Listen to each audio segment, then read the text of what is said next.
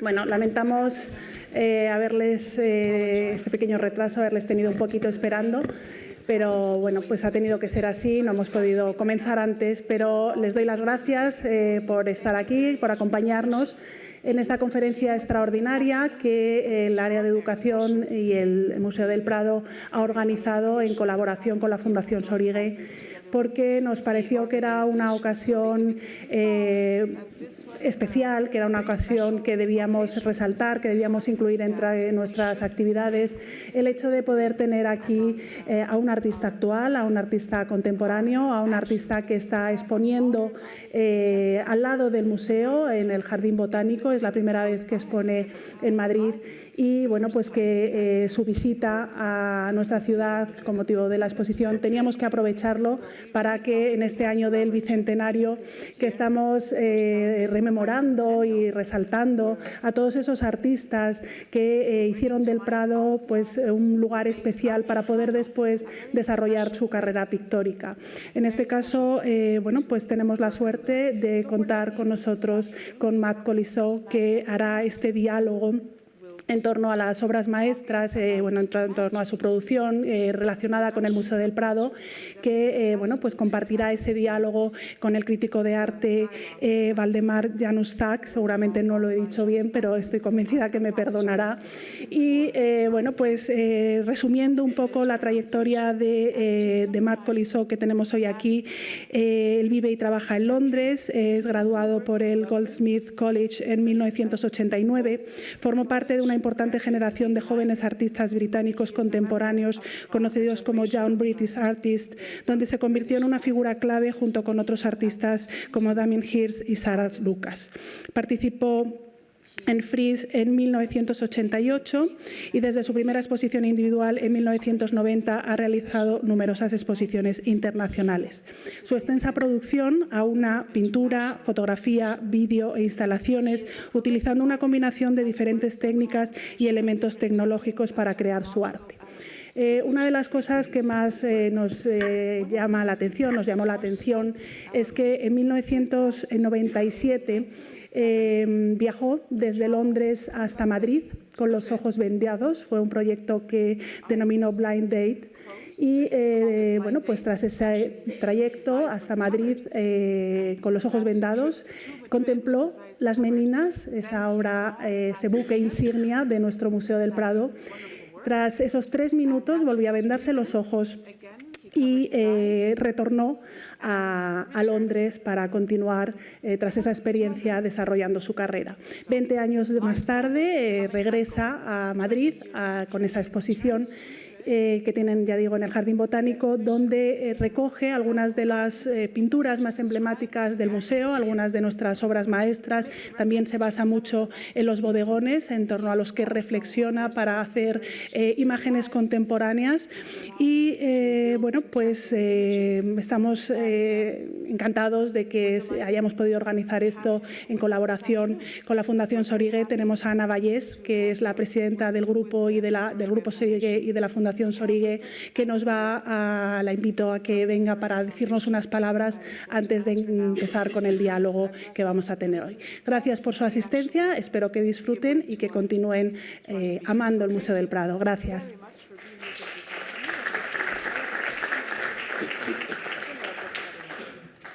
Gracias, Paloma. Muchísimas gracias a todos ustedes por atender esta conferencia coloquio.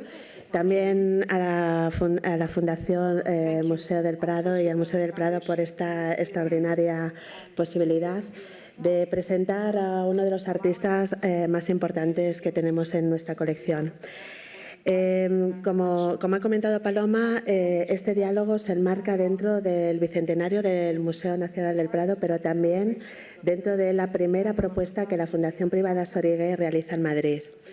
La Fundación Sorigué es una institución que nace en el año 85 en Lérida, con un objetivo muy claro, que es la aportación y la devolución social del Grupo Sorigué. Tenemos 3 aspectos que nos preocupan: el apoyo a nuestra sociedad cercana, lo hacemos a través de un centro para discapacitados intelectuales. Hoy estamos dando soporte a más de 40 familias. También el retorno hacia la parte pedagógica. Desarrollamos una serie de becas de estudio para aquellas personas que tienen talento y que, sin embargo, por circunstancias personales o incluso sociales no lo pueden desarrollar.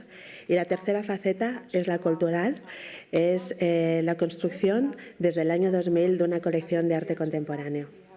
Esta colección hoy cuenta con más de 450 obras de artistas internacionales, artistas de la talla de Antonio López, de Tapies, de José María Sicilia, Barceló, Amsel Kiefer o Doris Salcedo. Es una colección que además tiene un propósito. Nosotros creemos que el arte es transformador, que el arte nos ayuda a mejorar nuestra sociedad y por ello queremos compartir esta colección a través de exposiciones temporales. Hemos hecho 4 exposiciones en nuestra sede de Lérida. La primera fue un diálogo de las obras en estudio de Antonio López con nuestra propia colección. La segunda exposición se hizo a través del videoartista, el cineartista Wim Wenders, con el cual nos ha unido una relación muy estrecha. De hecho, está haciendo un proyecto ahora para la Fundación Sorigué. La tercera exposición ha sido Shiharu Shiota, una instalación, y recientemente en Lleida hemos cerrado una exposición de Óscar Muñoz, uno de los artistas más significativos relacionados con el vídeo. De hecho, hizo durante nuestra exposición, ganó el premio Hasselblad a la fotografía.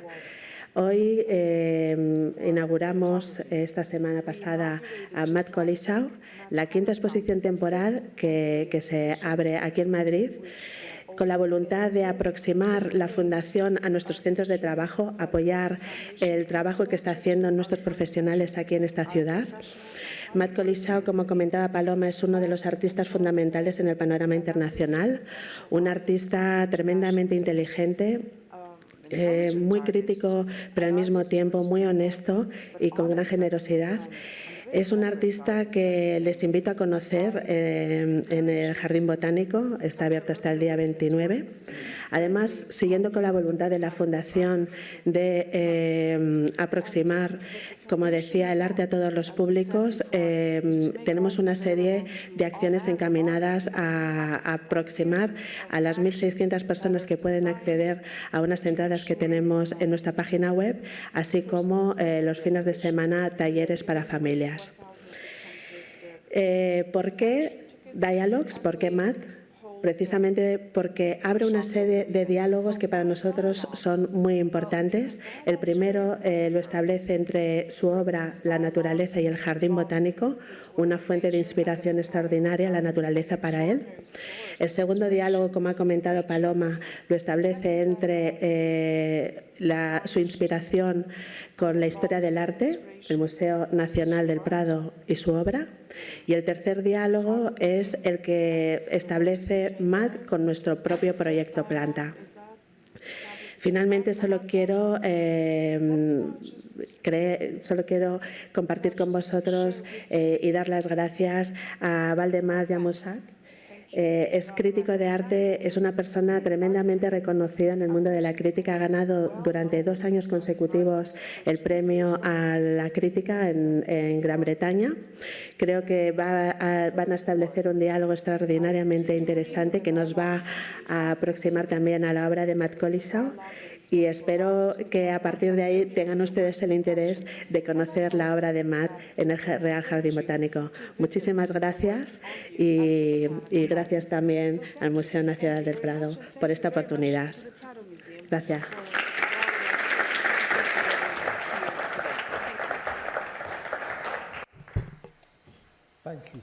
Muchísimas gracias. La verdad es que agradezco mucho que haga mención de esos premios que me han llegado por ser crítico del año. Lamento tener que dirigirme a ustedes en inglés, no hablo español, así que confío en que puedan seguirme a través de la interpretación.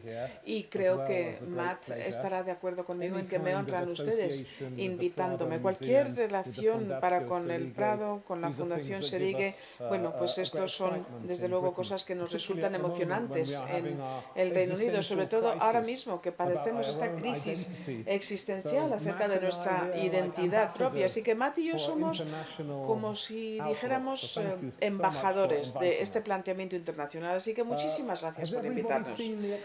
¿Todo el mundo ha visto la exposición, por favor? Por favor, quien haya visto la exposición, que levante la mano. Estupendo. Bien, pues quienes han visto la exposición ya saben que es una exposición fantástica, interesantísima, muy emocionante, muy contemporánea y también interesantísima en cuanto a la relación que la vincula con el pasado, con el mundo de los grandes maestros. Plasma efectivamente la relación entre el Prado, la Fundación Serigue y el arte británico. Quienes no han visto la exposición, por favor, vayan mañana a primera hora a verla. De verdad, es una experiencia emocionante. No hay nada mejor que hacer mañana que ir a ver los diálogos en el Jardín Botánico. Estoy hablando demasiado, me parece, es un problema que tengo. La exposición se llama Diálogos y yo me imagino, Matt, que es porque hay dos cosas que se están dando, ¿no? Una parte de la exposición está interesada en la naturaleza, asuntos relativos a la naturaleza, y la otra parte de la exposición tiene más que ver con los antiguos maestros. Este es el diálogo que se plantea para que lo comprendamos y lo vivamos. Buenas tardes a todos. Pues sí, hay hay varios diálogos. El diálogo entre el emplazamiento, que hace referencia a la naturaleza, ¿verdad? El jardín botánico, al fin y al cabo, y luego está la otra parte que tiene que ver con las ideas y las imágenes procedentes de la historia del arte, una referencia, claro, a la colección del Prado. Esto es lo que pasa cuando hablábamos acerca de esta presentación. Parecía que tenía sentido encajarlo en estas dos secciones distintas. Yo la verdad es que no creo obras pensando en lugares concretos. Yo creo las obras normalmente porque se me ocurre algo, pero si surge la ocasión de presentar la obra en cierto lugar concreto y yo puedo aprovechar ese contexto para ayudar a que la obra tenga mayor presencia, pues desde luego es algo que me parece importantísimo. Muchas de las obras que produzco tienen que ver con enmarcar cosas o conceptos, así que se presentan las cosas de una forma en concreto, pues tienen un aspecto y va a haber un impacto emocional. Por ejemplo, las obras que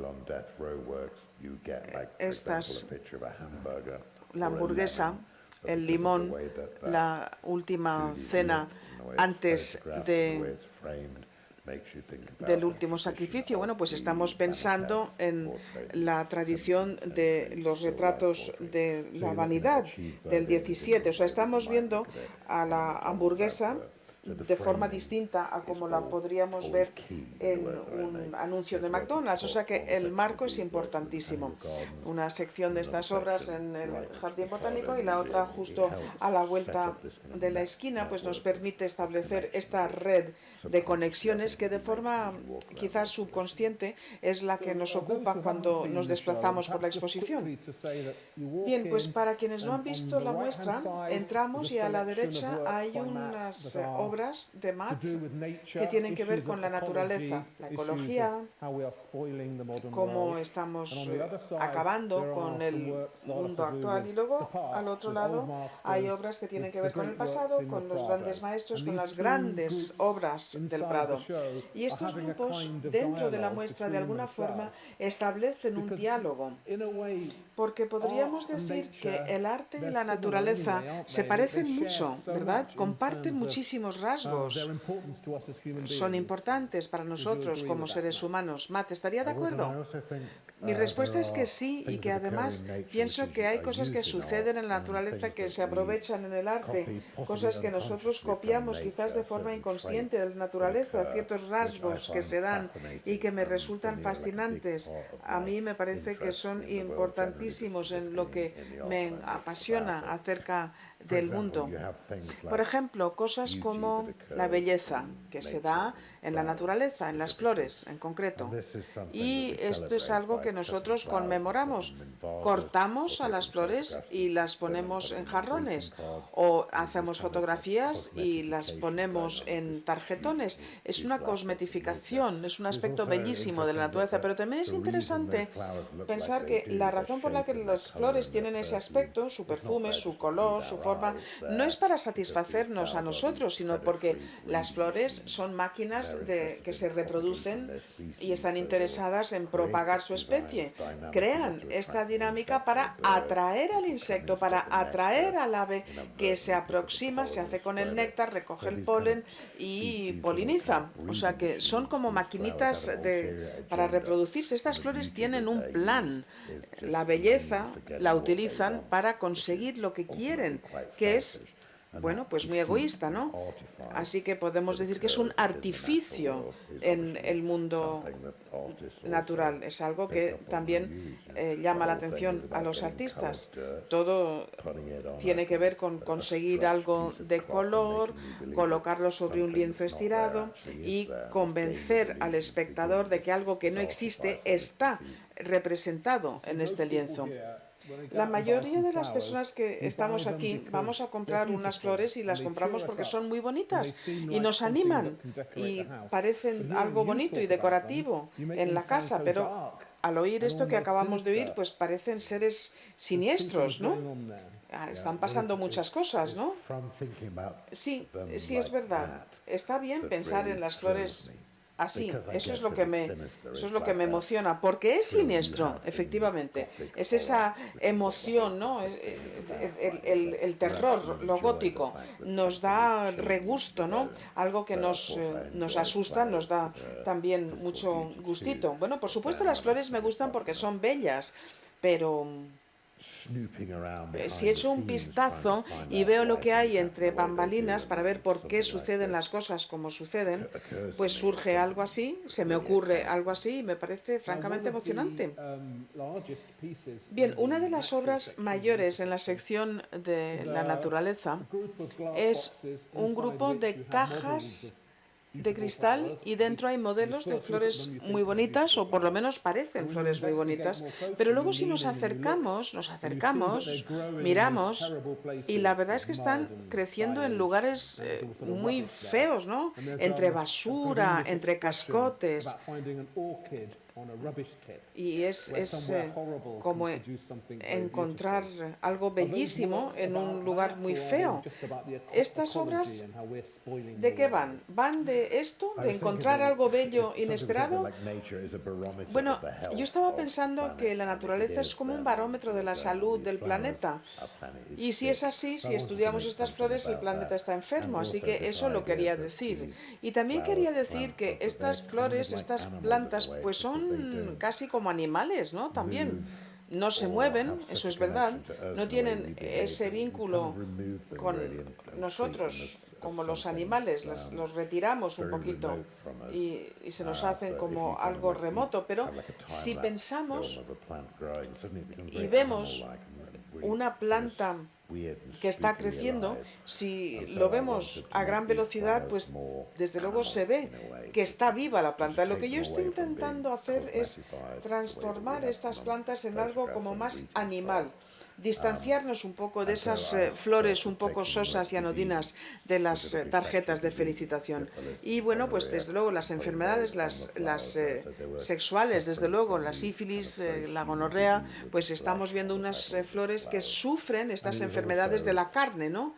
En la carne de sus propios pétalos. Y también hacemos referencia a autores franceses, a Baudelaire, Las flores del mar, Les fleurs du mal.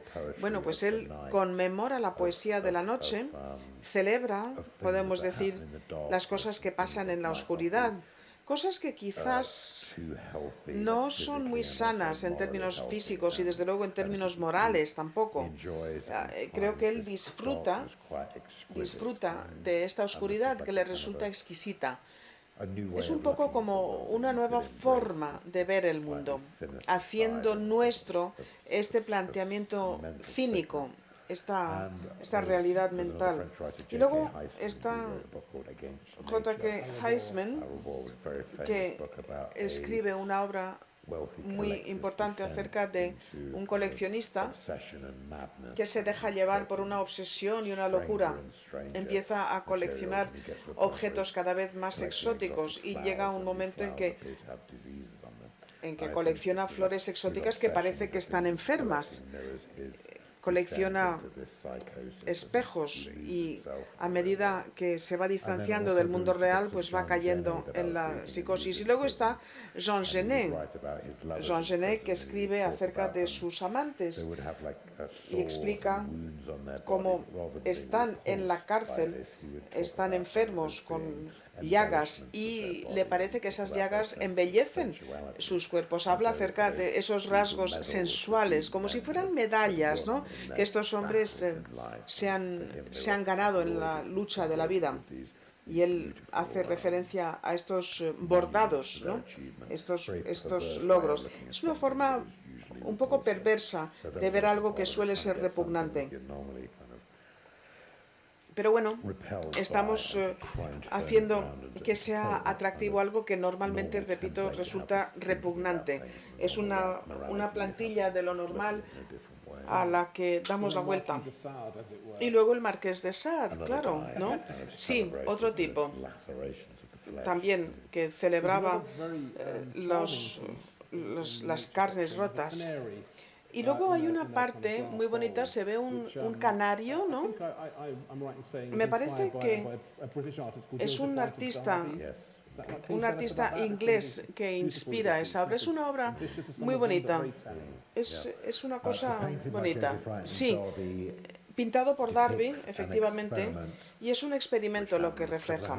Es un experimento que data de hace varios siglos y se trata de comprender si necesitamos oxígeno o no para respirar. Así que colocaban a un canario en un vacío, en un fanal, y observábamos cómo el pajarito se iba apagando hasta que moría. Y en la obra se ven científicos, hombres serios, que están observando este pajarito que agoniza de forma muy seria y muy fría, sin pasión alguna, están apuntando, ¿no? Y luego, bueno, hay unas niñas que están observando, estas niñas están llorando, están tristísimas, así que vemos, bueno, pues una gama de respuestas ante esto. Es algo parecido, creo yo, a lo que sucede en muchos campos distintos, ¿no? Es como si estás viendo las noticias o estás viendo una corrida, estás viendo a gladiadores, pues hay personas que se dejan llevar más por la pasión, hay personas que se distancian más y vemos como a veces hay crueldad y la reacción de las personas ante esa crueldad pues de alguna forma habla acerca de nuestra reacción como seres humanos y también permite comprender hasta qué punto somos empáticos, hasta qué punto nuestro anhelo por aprender más, pues de alguna forma nos distancia. Es esta imagen, ¿no?, de personas observando, haciéndonos con estas imágenes. Así que sí, este canario efectivamente está vivo. Es muy mono, pero sabemos que este pajarito no va a sobrevivir. Ahí está, plasmado. Es esta idea, ¿no?, la que nos hace pensar en la presencia. Es casi doloroso observarlo sabiendo lo que hay. Y por supuesto también en las minas utilizaban a los canarios, ¿no? El canario iba por delante y si el canario moría era porque no había oxígeno. Sí, el canario desde luego es como un aviso de que hay algún problema. Evidentemente te interesa la ciencia. Hay muchas obras tuyas que son ambiciosas en términos técnicos. Te atreves con cosas que a otros ni se les ocurre. Pero es una combinación interesante de ciencia que parece que te inspira. Aunque desde luego hay mucho digital, mucha vanguardia, mucho de hoy mismo, pero nos remontamos a Darby y hay una especie como de atmósfera, ¿no? Un poco como del siglo XVIII, un científico loco haciendo cosas en un estudio. ¿Esto es justo decir que así trabajas? Bueno, yo creo que no es algo que yo me plantee de forma consciente. Si lo hiciera, sería una locura, porque muchas de las obras, desde luego, son difíciles. El aislamiento ha sido dificilísimo. Los amigos de la Fundación han conseguido resultados excepcionales porque hay que calibrar, han sido muchas noches cavilando, diciendo se me había olvidado esto otro no sé cómo va a funcionar, en fin, hay que esmerarse, vaya, para conseguir superar los obstáculos. Y así conseguir que la exposición tome vida. Pero como a mí me importan muchísimo las imágenes, estas imágenes animadas, yo crecí en una casa sin televisión. Mis padres pensaban que la influencia de la tele no era buena, pero a mí, bueno, me fascinaba la idea de un televisor. Así que yo iba por la calle y miraba por las ventanas de mis vecinos y veía las teles y me parecía fantástico esa cajita animada. Y yo intentaba lo mismo con mis cajitas de cereales, pequeños teatros, ¿no? Como hacen muchos niños, creando estas animaciones, obras de stop motion con un Super 8. En fin, yo hacía lo posible y lo imposible para animar. Así crecí. Y bueno, pues es algo que ahora pues ha quedado como un rasgo excesivo de mi obra. Luego vamos a hablar acerca de tu formación cuando hablemos de los grandes maestros, pero como haces referencia a tus padres ahora, tengo que decir que tu infancia fue interesantísima. No veías la tele, has dicho, y esto es porque tus padres eran miembros de un grupo muy interesante, un culto, podemos decir, sí, como una secta. Sí, vamos a decir que era una secta, sí. Sí, es como una religión protestante, pero no van a la iglesia, no hacen nada que tenga valor icónico, ¿no? El crucifijo, por ejemplo, pues se considera una imagen, ¿no? Y la jerarquía también de la iglesia, muy distinto. Y todo tiene un peso moral. Así que la televisión era algo ilícito, posiblemente peligroso, era un elemento de corrupción. Y las revistas de moda, por ejemplo, y te pueden corromper, era lo que se planteaba. Y como niño, pues es algo que hace que sean más atractivo, ¿no? Vaya, esto me va a poder cambiar, eso es muy interesante. Pero bueno, muchas de las obras, como bueno, las dudas que me asaltan en mi vida, pues me preocupan, ¿no? La violencia, el abuso de poder, estos son cosas que me afectan profundamente y yo quiero plasmarlo en obras. ¿Por qué me siento así? ¿Por qué nos resulta tan fascinante el ver películas violentas? ¿Por qué nos fascinan los juegos de vídeo violentos? Si más bien lo que queremos es ayudar y a pesar de todo surge la violencia y la crueldad. Yo creo que todo ello emana de mi educación, de mis años primeros. A mí me educaron en que había consecuencias. Y también, claro, conocías bien los conceptos religiosos, conocías la Biblia, conocías los conceptos. Muchas personas de tu generación quizás no tienen esos conocimientos y eso a ti te ayuda en esta exposición, ¿verdad? Porque muchos de los grandes maestros también hacen referencia a la moralidad, casi podemos decir, el bien y el mal en el mundo moderno. El artista en principio tiene que defender el bien, ¿no? Bueno, yo creo que tengo mucha suerte porque soy mayor, soy ya un señor mayor. Yo, no sé, es como si yo en realidad vivía mucho antes de mis tiempos, porque mis padres tenían unas ideas que desde luego no eran modernas. Así que yo, pues, pude efectivamente vivir un poco como si viviera después de en los años posteriores a la Segunda Guerra Mundial y a la vez en tiempos modernos. Yo vivía con imágenes de la Biblia. Es el idioma que llevamos compartiendo siglos y durante las últimas décadas hemos visto, por ejemplo, como ya no se hacen estas referencias, ya no se va a la iglesia, no se rinde culto. Eso es interesante. Luego hablaremos más acerca de la Biblia, lo siento. Pero a mí es que me parece que es muy importante a la hora de entender tu obra y a la hora de comprender las obras del Prado. Pero acabemos primero con la naturaleza. La obra más grande en esta parte de la exposición es un enorme árbol. Creo que está inspirado en Nottingham. Todo el mundo conoce a Nottingham. ¿Quién viene de Nottingham? Robin Hood. Robin Hood es de Nottingham. Y todo el mundo conoce, ¿no?, el bosque de Sherwood. Y ahí están los árboles más antiguos, los antiquísimos robles.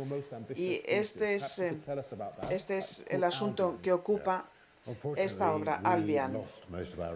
Bueno, la verdad es que es de lamentar que perdimos la mayoría de los robles hace 500 años, cuando tuvimos que hacer muchísimos barcos para la armada.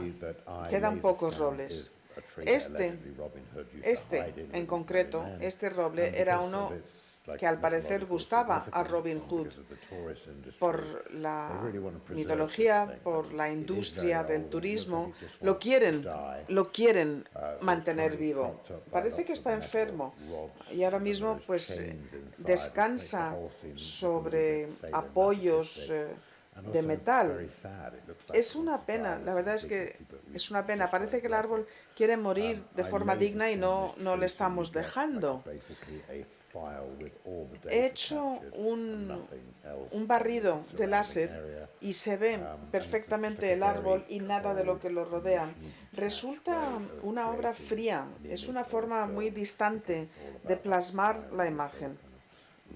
Estamos viendo cómo la luz da una información. Como digo, es un proceso muy frío. Captamos la información, rotamos, ¿verdad?, la obra y la presentamos. Hay casi una ilusión óptica. En el siglo XIX nos acordamos de esa tecnología, una tecnología primitiva. Y cuando estaba yo trabajando, bueno, pues se estaba hablando de Inglaterra, se estaba planteando el referéndum, el Brexit, qué quiere decir ser inglés. O sea que, bueno, la campaña de Brexit lo que planteaba era recuperemos el control, take back control. Habíamos perdido el control, se planteaba. Por eso Inglaterra no estaba como queríamos verdaderamente estar. O sea que estábamos volviendo en principio a unos años dorados, cuando todo el mundo tenía trabajo, cuando no había inmigrantes, cuando todo funcionaba.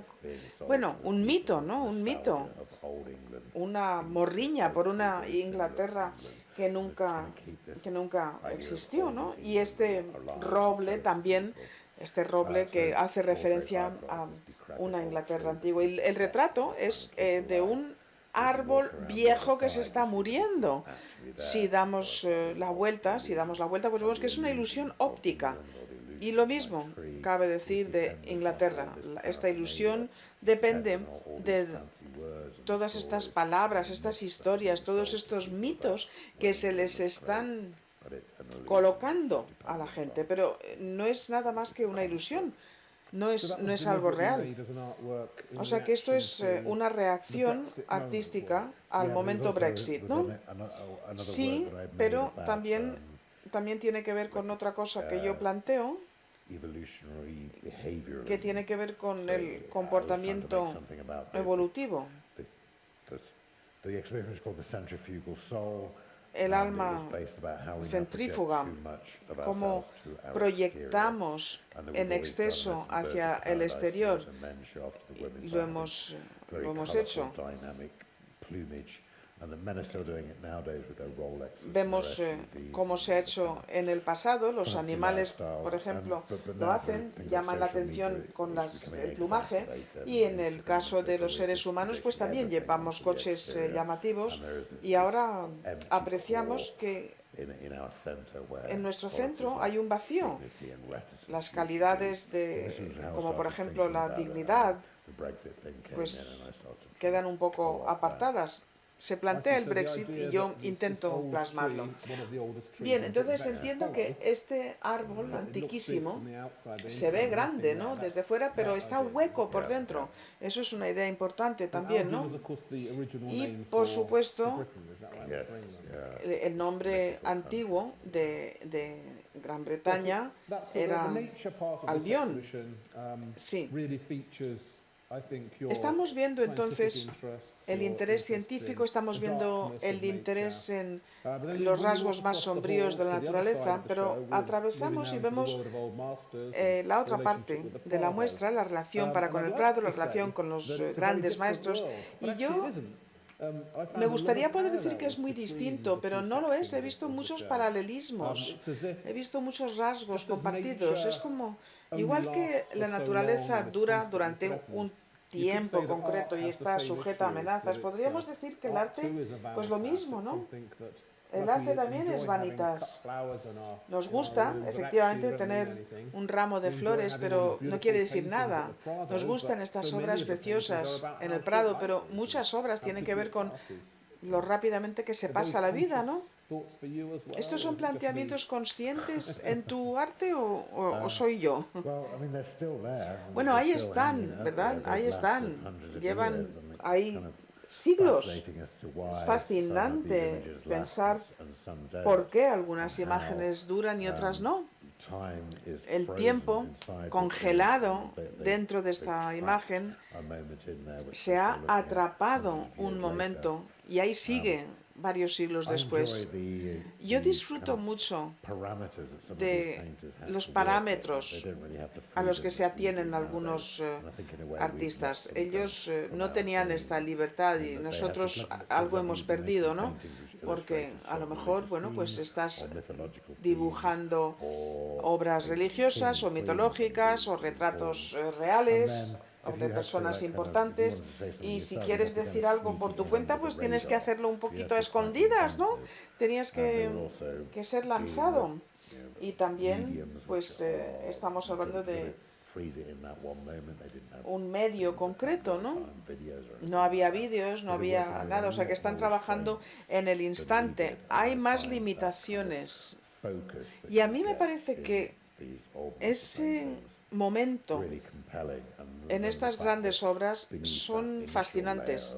Bajo esa capa inicial del retrato del rey, pues están pasando otras cosas también. Ahí los artistas tienen que esconder ideas o pistas que al cabo de siglos seguimos intentando descifrar.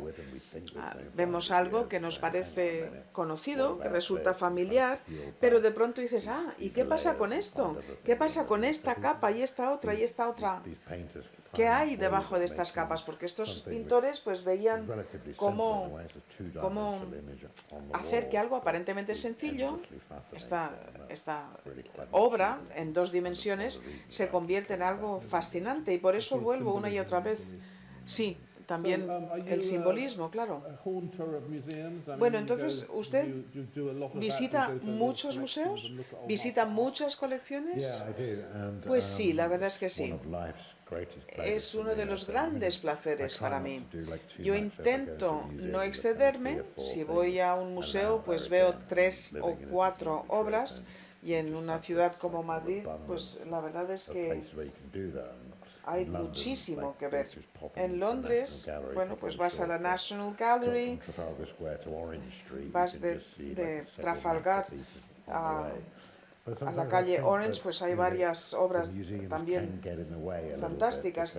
Pero a veces tengo la sensación de que el museo se interpone, ¿no? Porque está lo grandioso, la fachada, el interior, la gran escala, los marcos, la obra icónica. ¿Sabes quién es el autor? Se supone que le estimas muchísimo. Bueno, pues todo esto de alguna forma pues se interpone entre tú mismo y Lázaro retornando a la vida, ¿no?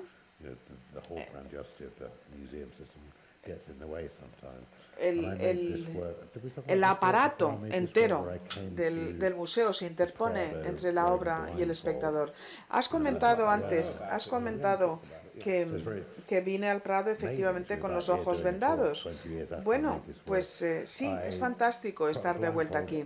Me vendé los ojos en Londres, volé, llegué, me colocaron delante de las meninas, me quité la venda, vi las meninas, 3 minutos, me volví a vendar y volví a Londres. Bueno, pues es un buen ejemplo, ¿no? Cuando te acercas la primera vez, pues no parece gran cosa, pero de pronto te das cuenta de que estás atrapado y te conviertes en un rehén, ¿no?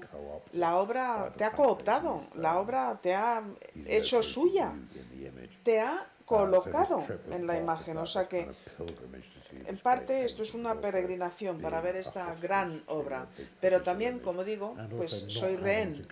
Y también no tener que ver todas las demás obras, todo lo que estimula, ¿verdad?, los sentidos. Lo veo y vuelvo vendados los ojos. Bueno, está bien, ¿no? Está bien vendarse los ojos. No lo recomiendo. No lo recomiendo. En cuanto, además, sacrificas un sentido, los demás se exacerban. Bueno, pero además es que te pierdes mucho, ¿no? Porque estás en el Prado y no ves nada más. ¿Hay algo en concreto que te guste del arte español?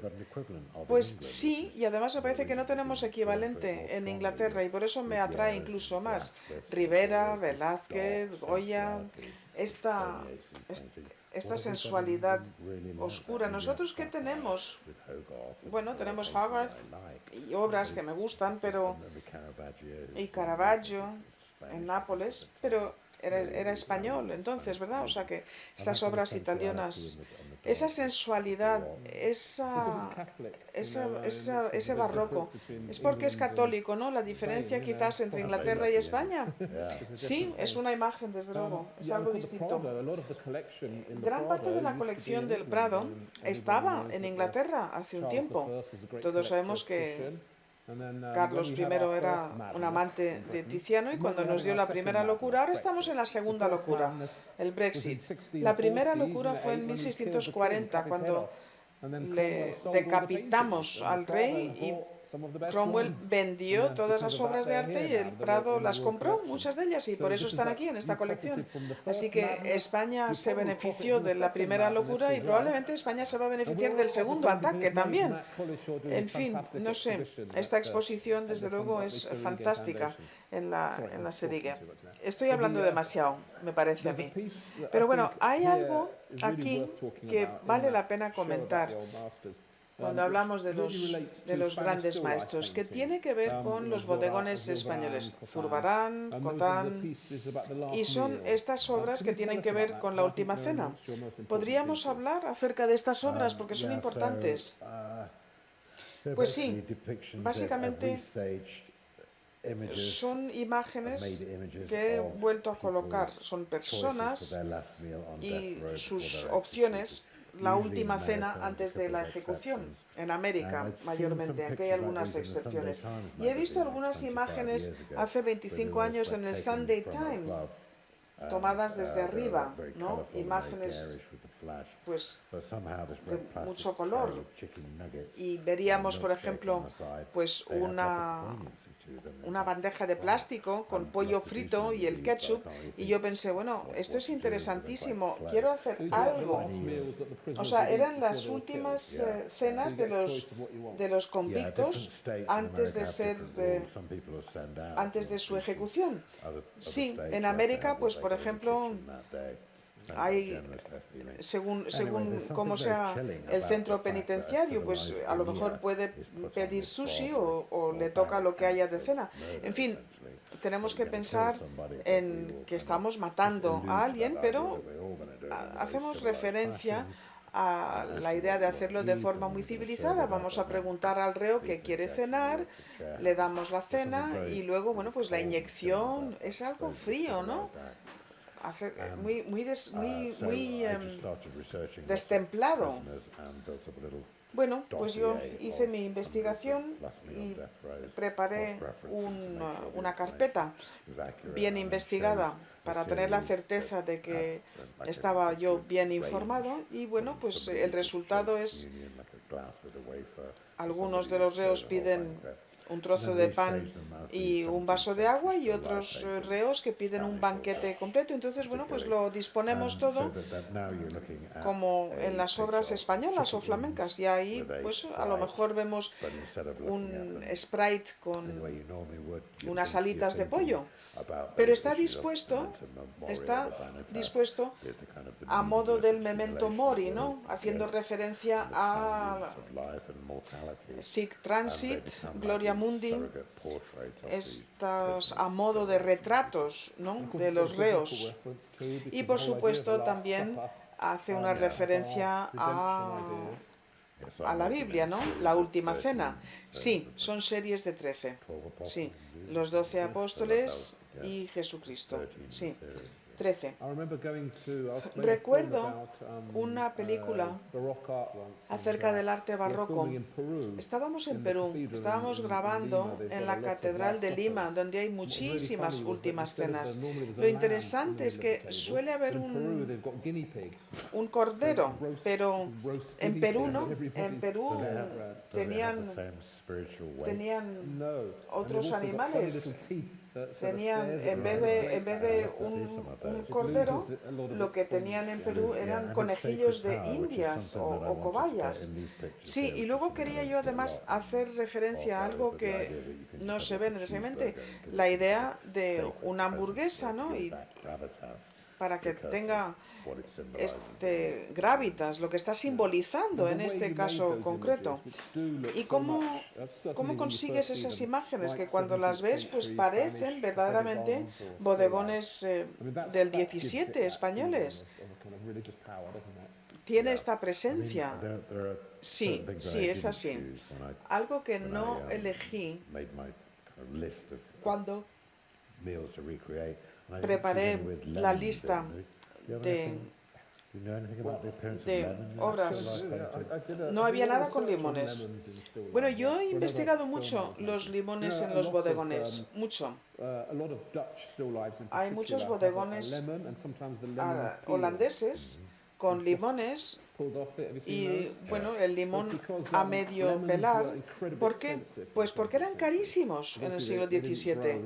No crecían en los Países Bajos, no crecían en Europa. O sea que había que importar un limón, y eso era importante, era un regalo caro. Y los limones, además, eran bellísimos, aguantaban meses. Así que un limón va a estar precioso, intacto, durante meses, pero en cuanto lo pelas, en cuanto lo cortas, se estropea, entonces se convierte como en una metáfora, ¿no? Es la vida, bellísima, pero así que la vida como placer terrenal, que pronto desaparece. Todos esos limones en los bodegones tienen este sentido, como tantas obras de vanidad, los instrumentos musicales, por ejemplo, todo ello forma parte de la misma narrativa. Estamos vivos, nos dan placer y a no ser que creamos en Dios Todopoderoso, pues no hay nada que supere la vida cotidiana.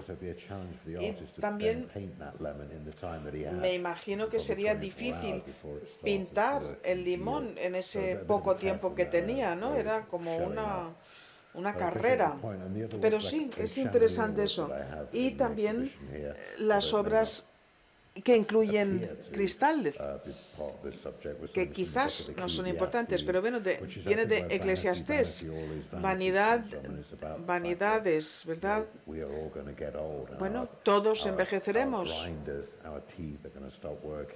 Van a dejar de funcionar los dientes, van a dejar de funcionar los ojos, así que hay que aprovechar hoy, hay que disfrutar antes de que venga el momento final.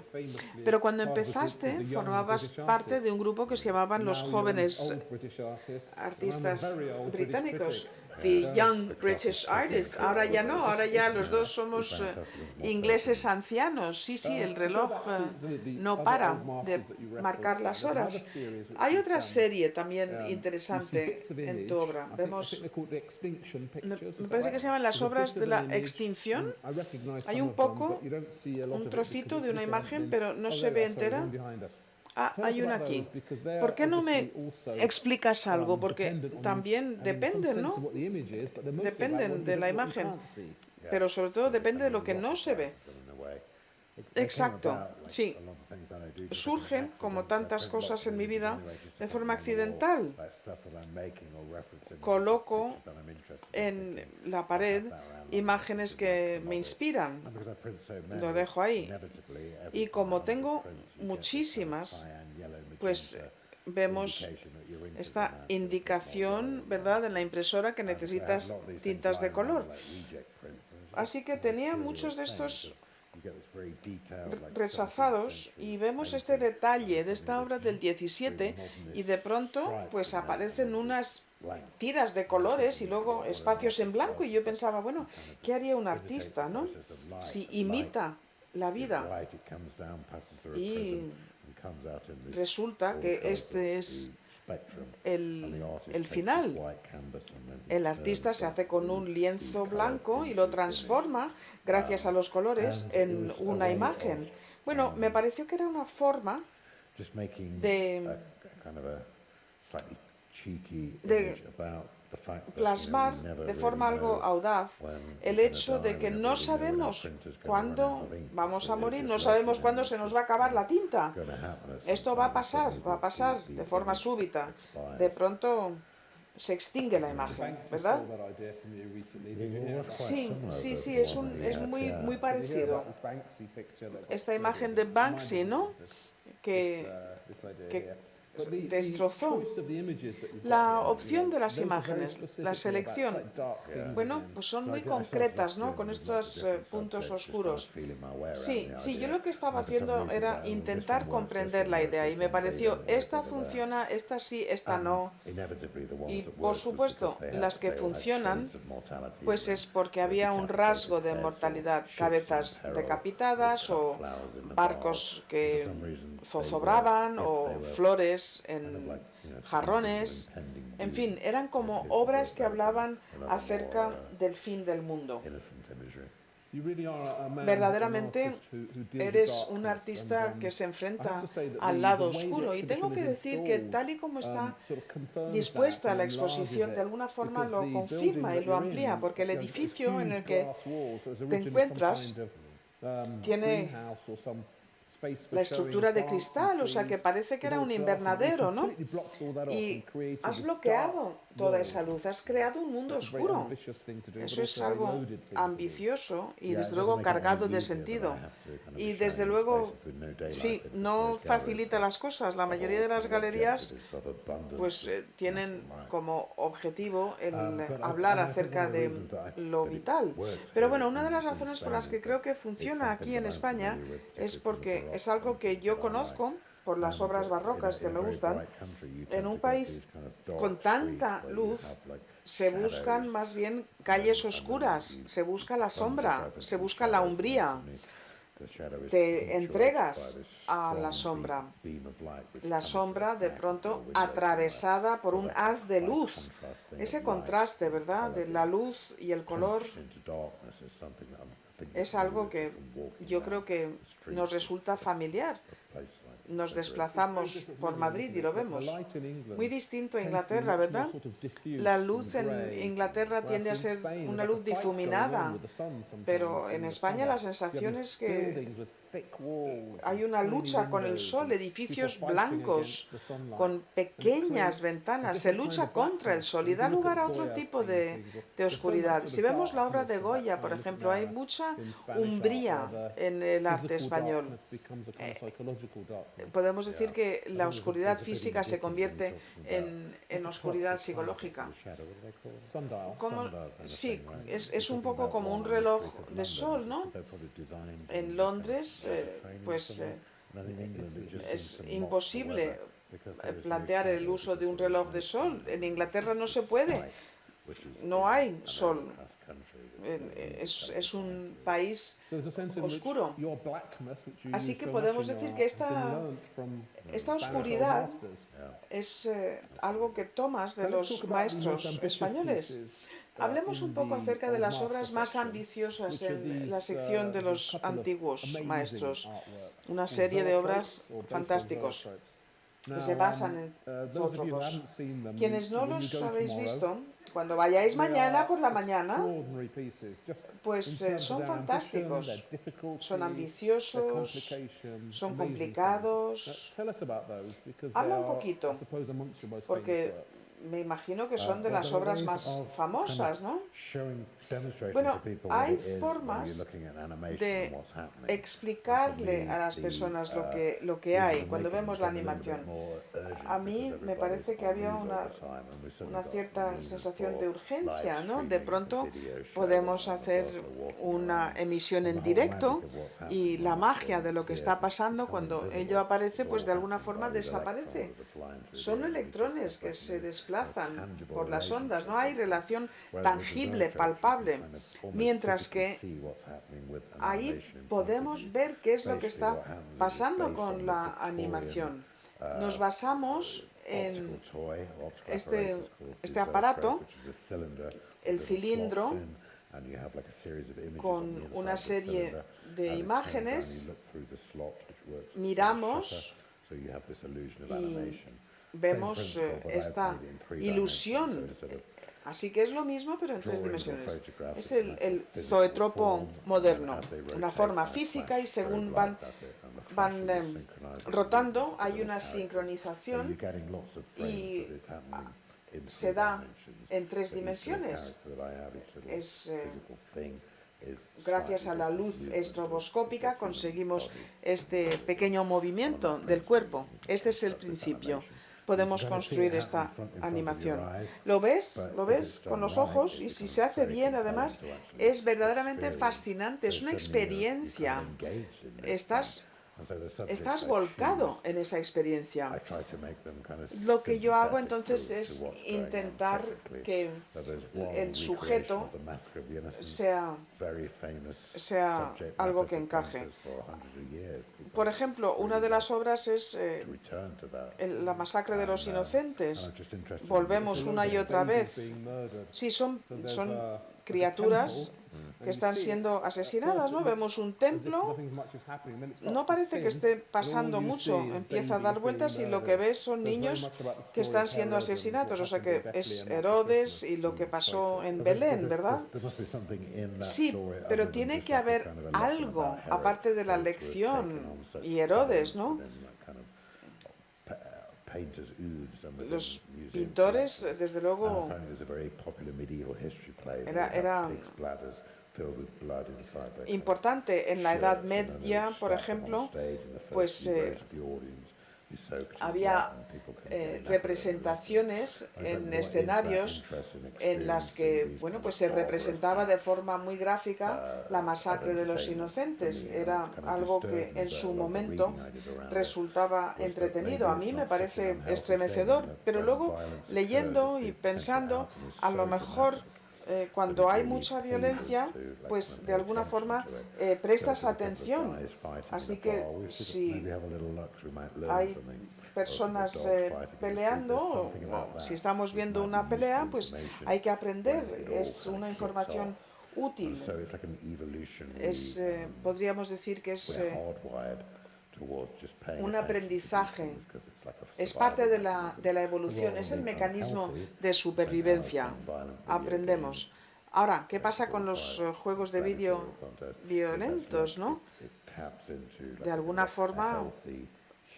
forma, pues esto tiene que ver con un interés que es muy del ser humano, es para aprender a sobrevivir.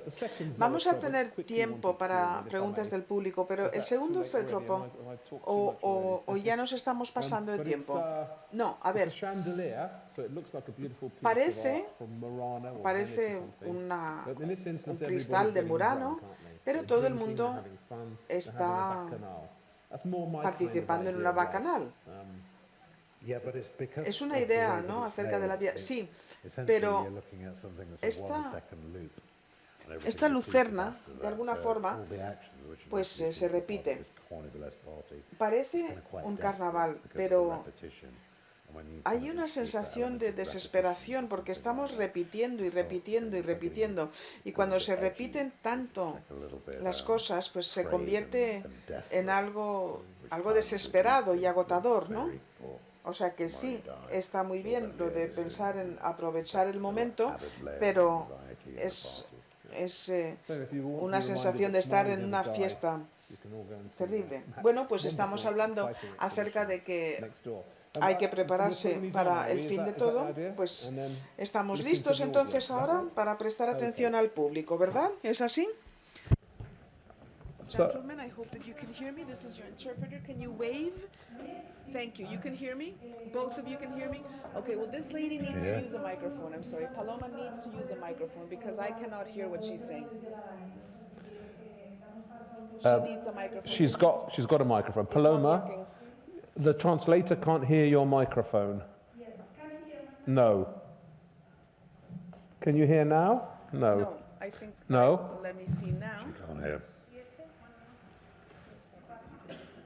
Well, I'm sure the technicians are on their way. ¿Me oyes? Yes, Sí. now I can. Perfecto. Thank you. Thank you very much. Bueno, Thank you. pues gracias por este thank you very much for interesante this very diálogo en el que interesting se han dialogue. tocado tantos temas There's so tan many diversos y tan issues, interesantes y so estoy very different and diverse segura have que been dealt with. I'm nuestro sure público querrá that our aprovechar audience is going to want la presencia de Matt to aquí take para advantage of your presence with us hacer this preguntas y afternoon, conocer más to sobre pose su obra. questions and to Así become a little que bit more familiar with tienen your que work. esperar So al micrófono. the microphone must be used, and then we will have questions and answers. ¿Nadie se anima? ¿No se anima nadie? Nobody wants to break the ice. Come on, we've come all the way from England. You A ver, can't leave us que hemos sitting venido there. desde muy lejos. You have to Hemos get venido back desde to muy something. lejos. Hay que formular alguna pregunta. Wonderful show. Hay que preguntarle a Matt Wonderful, algo. wonderful as well. Y además seguro que os encanta la naturaleza. A todos.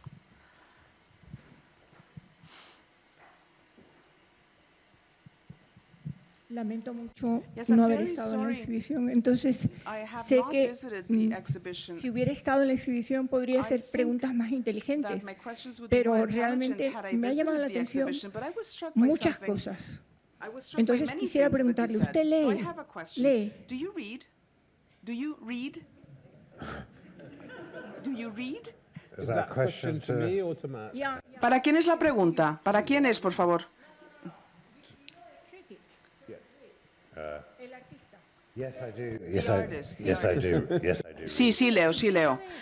So you know then que Flaubert that tenía una Flaubert auténtica obsesión was por obsessed una cartografía imaginal muy by parecida a la suya. a cartography which was very similar to yours, Pero él but he la materializó en el texto. materialized it in his text. Entonces me ha llamado So I muchísimo was la struck. atención I was truly que struck la abstención que by sus padres hicieron con the usted fact that, la han padecido otros niños you de know, mi the fact that alrededor your parents que no han abstained estado from many en things. sectas. Well, Sin embargo, el a lot of producto que people usted ha sacado de esa I abstención ha know sido fabuloso. also, Es decir, well, si yo as- supiera as- que as todos los children niños also que se abstain abstienen from de ver TV. televisión But your results podían have been absolutely generar outstanding. I un mean, mundo tan if I fabuloso thought como el that que usted ha everybody who never imaginado, watched TV when indudablemente they la were little dieta had sería a ya fantastic empezar a que perfection as todos los yours, I niños would say, dejaran de well, ver no TV televisión. for Pero ese no es el caso. But that's not El the caso es case. que The case, precisamente the el fact que of the matter ustedes is that estuvieran en ese the fact ambiente that you were in that y setting, the estuviera fact that recreándose you con were cuestiones de la enjoying Biblia yourself y perhaps and ha learning producido from the en usted Bible, su... your no me production, extraña que el crítico you know, esté fascinado I mean, porque en no usted wonder Valdemar ha is producido fascinated un because mundo tan what a world, increíblemente what an contradictorio incredible que para contradictory cualquiera que world. trabaje el For imaginario es anyone who fascinante ver works with their la imagination, cantidad de it's absolutely referencias que usted fascinating tiene, to see the por ejemplo, en el amount of Ford de references, Freud, you know, en Freud, cuestiones literarias que se han en literature, Henry James, Henry pero que las han James, desarrollado de una manera totalmente you've developed them diferente. in a Y very entonces, different way. si no me contesta So, a leer well, porque no quiere entrar en about ese reading, tema, you don't le want voy a to hacer get una into segunda pregunta. reading or not ¿Qué reading. opinó Apparently, I usted have a cuando vio por follow-up primera question. vez los What did vídeos you de Bill think Viola? Y the además, first por time favor, you si saw no Bill quiere hacer Viola's una videos? And if respuesta you sincera, don't no lo want diga. to answer Dígame, no me da la honestly, gana, don't. no lo diga. Just say, "I Pero si won't, lo I dice, won't." por But if you favor, do cuando want usted to empezó say, a ver "Tell me, the los first primeros, time, cuando él regresó de couple of Japón times you saw y the empezó a videos hacer when he esos came back primeros from vídeos, Japan ¿qué pensó and usted? began to ¿Usted produce those videos? tuvo la What did you suerte de think? verlo? Because you were ¿No lucky, le you llamó la saw them, atención? you weren't Etcétera, struck, etcétera. Eso es and todo so on lo and que so me forth. interesa. This is what I want Porque no to he visto know. su obra. Because I y me have perdona. not seen your work. I'm sorry, I haven't. Thank you. Pues muchas gracias. Thank you.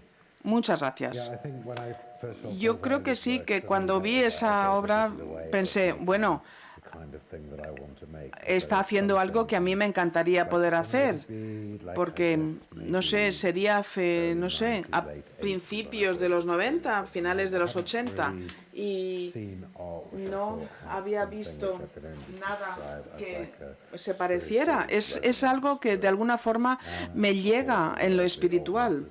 Por supuesto, en los grandes maestros pues se está tratando temas religiosos, está la presencia de Dios, están los ángeles, pero el siglo XX es algo distinto. Pero muchos de los artistas llegan o tienen una conciencia espiritual. Mondrian, por ejemplo, quiere plasmarlo en la obra.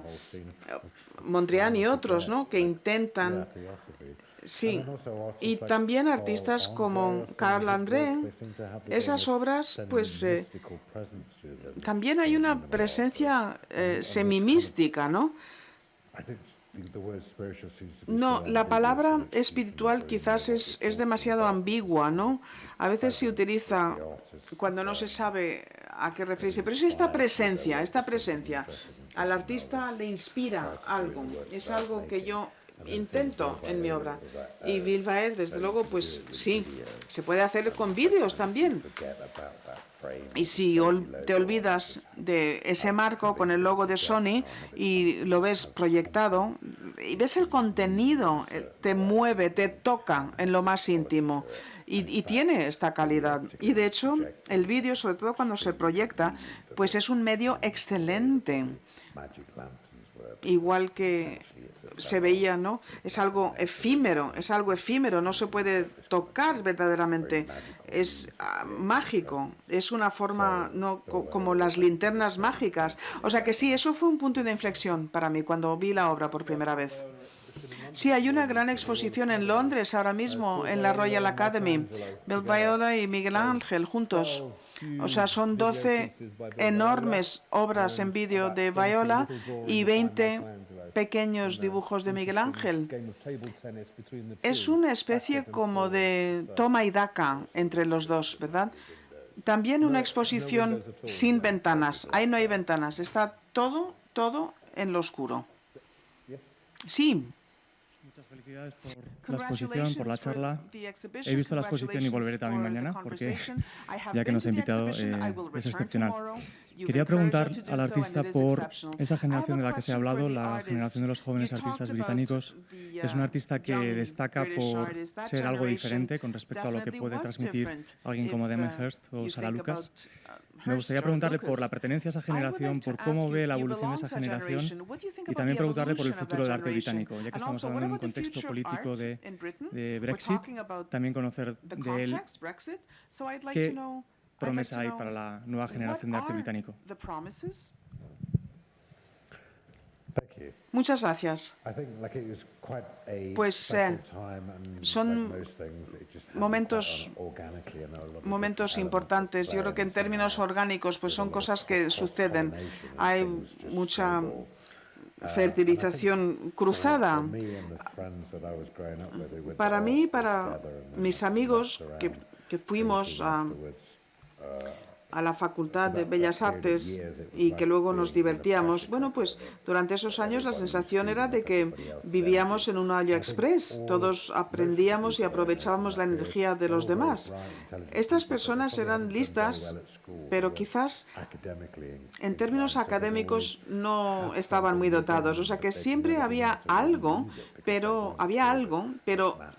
no eran buenos en mates o en geografía o en lengua, y de pronto, por vez primera, cuando llegan a esta escuela de arte en Londres con artistas de verdad que pensaban, que hablaban, que comentaban en serio, aunque fuera pues no sé, unos calzoncillos empapados en resina en el suelo, y lo comentaban en términos muy serios. Era un foro, se hablaba del arte, y estas personas muy distintas se unían para hablar y comentar si es o no es arte. En fin, yo creo que para estos jóvenes, pues por vez primera se alimentaban de algo que llevaban queriendo conocer, y bueno, recordemos que son los años del punk. Es una explosión a finales de los 70. De pronto, tú puedes hacer lo que te dé la gana. Hay que olvidarse de lo que se ha hecho antes. Haces lo que quieras, haces lo que se remita a tu situación, y no necesitas formación musical. O sea que vas y coges y lo haces, y nadie te va a querer grabarte, nadie te va a promocionar, te tienes que encargar tú mismo. Y esa actitud, creo yo, esta actitud fue la que subyacía al arte conceptual tal y como lo aprendimos nosotros. Tienes el objeto, lo colocas en la galería, lo discutes en serio, dices por qué es arte, dices por qué no es arte, en fin, que nos dan, por así decirlo, una plantilla que nosotros pudimos aprovechar. Nos aproximamos y pudimos analizarlo. Así que todos estos ingredientes muy distintos se conjugaron en un momento muy concreto y estaba el terreno abonado. Pero no creo que ninguno de nosotros estábamos buscando la fama, ni el dinero, ni el éxito. No. Estábamos intentando hacer algo que nos satisficiera. Nos encantaba la historia del arte, pero queríamos hacer algo nosotros mismos. Eso era lo que queríamos. Y bueno, sí, hubo exposiciones muy profesionales, ¿no? Conseguimos un edificio, lo limpiamos, lo preparamos, mandamos invitaciones, invitamos a los medios, pero no se trataba de conseguir el éxito. Y luego estaba Saatchi, que aparece, una colección fantástica, empieza a comprar obras y, bueno, la cosa se despendoló un poco. Y a mí sí me preocupa, las generaciones actuales piensan que de eso va la cosa. Yo he ido a facultades de arte, a colegios de arte, donde lo que plantean los alumnos es cómo consigo un galerista. Mi respuesta es, bueno, ¿por qué no te centras en el trabajo? Pero es imposible. Nosotros tuvimos mucha suerte porque vivimos en estos momentos. El Tate Modern no existía en ese momento y ahora mismo pues atrae a muchísimos visitantes. Todo el planteamiento acerca del arte ha cambiado en Inglaterra en los últimos 30 años. En los años 80 interesaban unas cosas y ahora interesan otras. ¿Y qué hacer como artista joven? ¿Cómo te lo planteas de forma fresca? Pues la verdad es que no lo sé. Hubo una rebelión. Yo era crítico de arte, entonces yo trabajaba para el Guardian cuando empecé a cubrir el arte. Y yo recuerdo que si escribías arte contemporáneo fuera de una galería, se iban todos. Era poco popular en Inglaterra, sobre todo, por algunos asuntos que comenta Matt en la obra Albion. Todas estas personas mayores recordando el imperio, recordando el pasado, odiaban el arte contemporáneo, pero esta generación lo cambió todo porque se dirigía directamente a los públicos más jóvenes, que eran rebeldes. Si echamos un vistazo a la historia y vemos esos momentos fantásticos cuando cambia el arte, el cubismo, por ejemplo, o el barroco, cuando surge el barroco, pues estaba pasando algo parecido en Inglaterra durante estos años de los jóvenes artistas. Matt es fantástico, no todos los artistas son tan fantásticos, pero de pronto 5 personas se juntan, comparten una energía, el momento es el idóneo, algo pasa que lo cambia todo. Bueno, pues eso es lo que sucedió en Inglaterra entonces. 10 años antes de la Tate Modern, esta generación empezó a transformar al público en Inglaterra, lo transformó en un público a quien le gustaba el arte contemporáneo. Fue mágico, fue un momento fantástico. Claro, además, el hecho de que lo criticaras y lo hicieras en algo comprensible.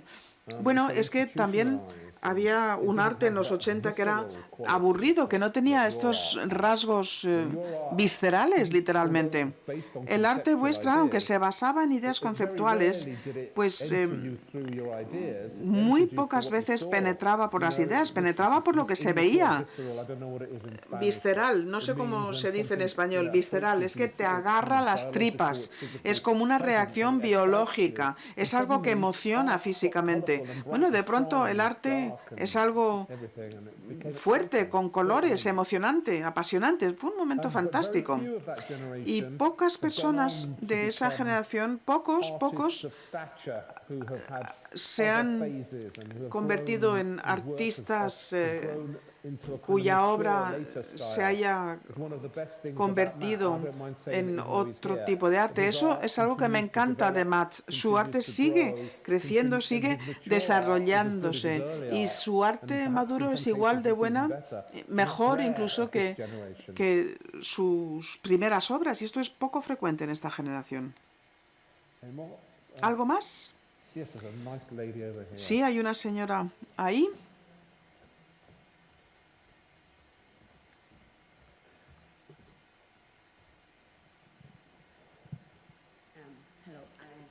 Sí, he visto la exposición esta mañana y tengo que decir que me he sentido un poco incómoda, en buen plan. Pero también me ha hecho pensar acerca de un punto, un momento en el que la belleza y el dolor se confunden. Y ahora, oyéndoles, viendo cómo la belleza surge de lo feo, a lo mejor trabaja pensando en esto, el dolor y la belleza, o la belleza y lo feo, como la misma cosa. Pues muchas gracias por esa pregunta. La respuesta es que sí. Y lugares como este, el Museo del Prado, es de donde procede esta idea, esa paradoja, esas emociones vividas de forma simultánea. Después de cerrado el museo, pudimos disfrutar del Museo del Prado vacío. Fue un momento excepcional.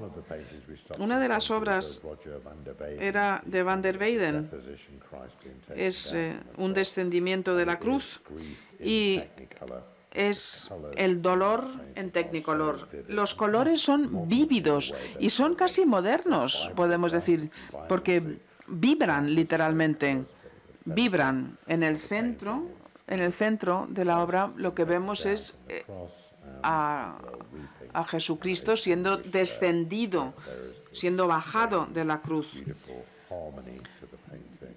Lloran las mujeres, pero la obra es bellísima. Así que sí, es una paradoja y se da muy frecuentemente en muchas obras religiosas o históricas. Normalmente la crucifixión, aparte de la de Grünwald, que es una obra fea, angustiosa, la verdad es que muchas obras son sensuales, ¿no? Vemos una imagen de una persona torturada, pero se nos presenta de una forma sublime. Bueno, pues esto es algo que me interesa y que también me hace pensar. Sí, esta obra de Van der Weyden, hubo quien contó 100 formas distintas para las lágrimas. A mí me gusta la colocación del Cristo. Al parecer, como la obra fue encargada una hermandad, la hermandad de los ballesteros, pues él está colocado como si fuera una ballesta. Eso es interesante. La disposición del cuerpo es remedando una ballesta. Bueno, parece que...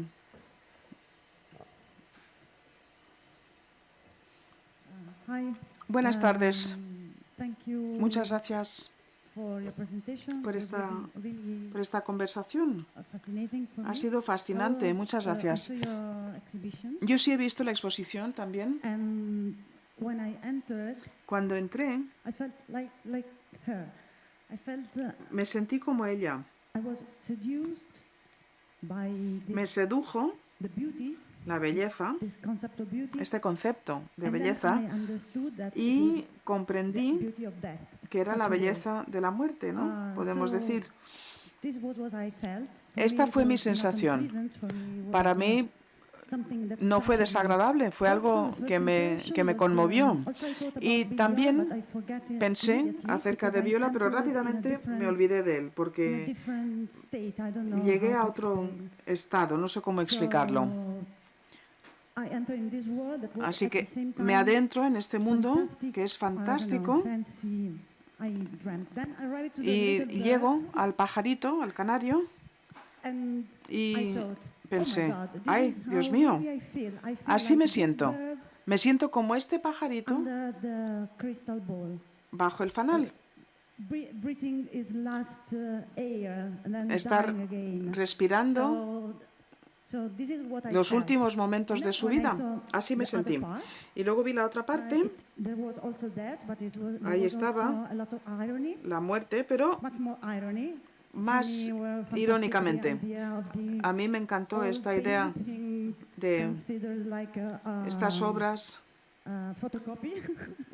consideradas como fotocopias. Me resultó un poco triste, pero muy divertido. Y también los bodegones, también el mismo concepto para mí. Y luego me sorprendió, porque vi las esculturas y tuve la oportunidad de ver otra en Roma, la de las flores, Centrifugal Soul.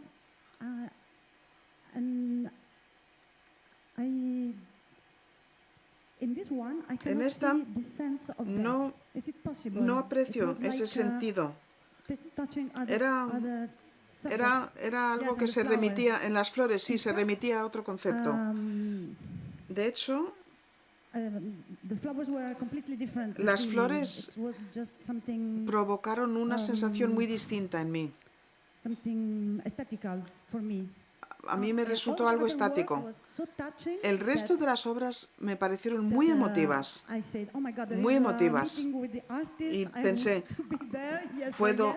puedo conocer al artista, tengo que ir y por eso estoy aquí, porque la verdad es que me ha conmovido la obra del Jardín Botánico. Muchísimas gracias. And the Birds Cemetery for Sole isn't really Sí, la verdad es que esa otra obra no tiene que ver con la muerte, no. else, but I don't think it really. Tiene que ver con otra cosa, pero no vamos a comentarlo. Tiene que ver con la evolución del behaviorismo, el deseo de sobrevivir. Pero bueno, no es la belleza de la muerte. Fourier's Requiem, which is Me han pedido que dirija el Requiem de Fauré, pero este Requiem the sweet tiene que ver con el abrazo dulce de la muerte. No sé, yo prefiero resistirme, oponerme un poco. Así que cuando vemos I could work a little bit. la obra de Mozart, ¿no?, con un Requiem mucho más oscuro, pues yo me siento más afectado por eso. No pensar en esta aceptación sublime de la muerte, eso es lo que plantea Fauré. A mí me resulta difícil porque así no me planteo las cosas. Yo tengo que añadirle algo de caña al Requiem de caña, porque la muerte para mí no es algo tan bello. No es bella, pero es real. Estamos muriéndonos, ¿no? No lo sé. Y tengo una pregunta para Valdemar. Me encanta el sombrero. Muchas gracias, muchas gracias. Yo quisiera saber qué opina acerca de dónde está ahora el centro del arte. Estaba París, estaba Nueva York, estaba Japón. Ahora no sé dónde está el Centro Mundial del Arte. ¿Qué opinión tiene? O a lo mejor está en todas partes por las redes sociales. Pues yo creo que sí. Yo creo que lo más importante, el asunto más importante en cuanto al arte ahora mismo es lo que llaman la identidad. La Bienal de Venecia este año se celebra y sé que muchos artistas van a tratar estos asuntos de la identidad. Y por supuesto, porque existen las redes sociales y porque hay todos podemos formar parte del arte contemporáneo, así que si no vemos una exposición en Mozambique o en Egipto o si la ves en Inglaterra, pues es fascinante. Es una especie como de esperanto del arte contemporáneo. Todo el mundo habla acerca de lo mismo, el mismo vocabulario. Hace 20 años, si ibas al pabellón de Afganistán, por ejemplo, en la Bienal de Venecia o en Documenta, pues veías a alguien haciendo arte con alfombras, ¿no? Y ahora, pues como Matt Collishaw, videoarte, por ejemplo. Yo creo que esta sensación de el lugar, donde de alguna forma ha habido una entrega, ¿no?, del testigo en la carrera. Bueno, esto ha cambiado en el mundo moderno. Dicho lo cual, ahora mismo hay muchísimo interés en pues, África, Medio Oriente. Es decir, tradiciones no occidentales están siendo ahora mismo sujeto de exploración. Y es emocionante y además nos puede enseñar muchísimo. A mí me sorprendería mucho si hubiese otro momento, yo qué sé, como en Nueva York en los 50 o París a principios del siglo XX. Esta sensación de que la energía toda confluye en un lugar. Las personas confluyen en un lugar. Yo creo que esto ya no es así. La situación es más mundial. Está el asunto de la identidad. Todos queremos que nos presten atención. Yo hago lo mío, tú haces lo tuyo. Todos decimos, aquí estoy, esta es mi identidad, préstame atención. Y esto, desde luego, está pasando en el mundo del arte ahora mismo. Muchas gracias, Matt. Muchas gracias, Valdemar, por compartir con nosotros tantas ideas interesantes, tantas emociones. Gracias a nuestro público por compartir su tiempo con nosotros. Ha sido un placer y espero que pues este tipo de ocasiones en el Prado se puede hablar de arte contemporáneo y yo creo que esta ha sido una buena muestra. Muchas gracias.